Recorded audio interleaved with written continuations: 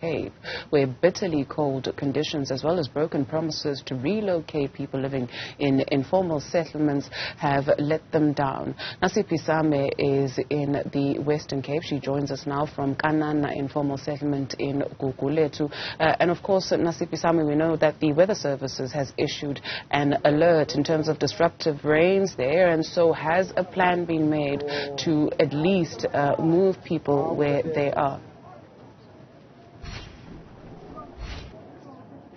Well, as you put it, there were those warnings from the South African Weather Services and disaster management teams on high alert for this weekend, should there be any localized flooding. However, we do know that there were no reports of localized flooding, but however, where we're standing is one of the communities that are adversely impacted by heavy rains, which is one of the informal settlements in the city of Cape Town, Ekanana.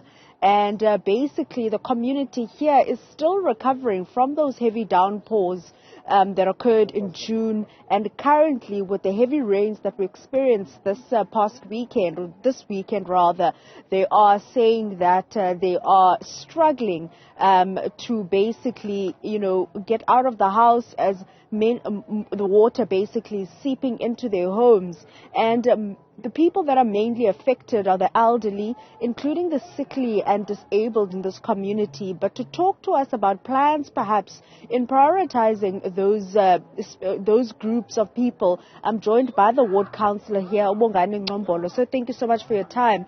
But we understand that this particular ward is still reeling from the heavy rain of June. But what are the plans in prioritizing the sickly, including disabled and the elderly? Yeah, thank you very much, Nasiphi. Greeting and the viewers. We can confirm that this community is the most vulnerable. And as you see, we are still recovering from the heavy rains which were on June. I can say there is no plan from the city side, from the province.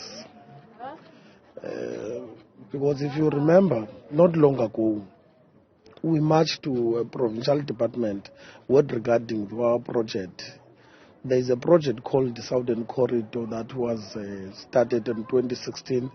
The enumeration started, and in 2017 it was tested, the land, because the land used to be a dumping site. We moved up to 2018 to plans, and there were designs and typology of the housing that are going to be built. And after 2018, there were establishment of the project, which is the project steering committee and other processes. And up to 2020, they were pushed to some relocations in Canaan. Yeah, less than 200 people which were moved instead of the promise of 800. And I can tell you now, I will say in my side as a ward councillor, there's no plan, because we've been struggling in this area. As you say, that is an old informal settlement.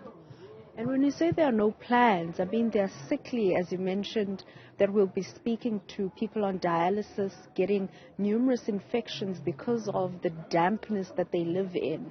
What then should happen to those people? No, as you ask, the government is supposed to take responsibility, because it's a duty of the state to make sure that the citizens of the area, there are some relocation and they build house. But as you know, that I've confirmed that it's been a promise since 2016, and we were not yet practical in terms of those plans. That is why I'm saying that there's no plans. We'll have to leave it there. Councillor there of this Ward 40 here in Gugulethu, Councillor Ngombolo there, saying that there's absolutely no plans. And as much as the community is still reeling from those June floods that they experienced, heavy rains like this, adds on top of the problem that they are faced with. And the fact that there's been broken promises since 2016 is obviously not giving any hope to these communities that are living in informal settlements like this. And during the course of the day, we will be speaking to some of the people that have been adversely impacted by the heavy rains. One of the people we'll be speaking to is somebody living with disabilities, including somebody that is currently on dialysis, saying that they've gotten a number of infections over the past couple of weeks due to the dampness in their homes. Nasiphi Same, thank you very much for that report.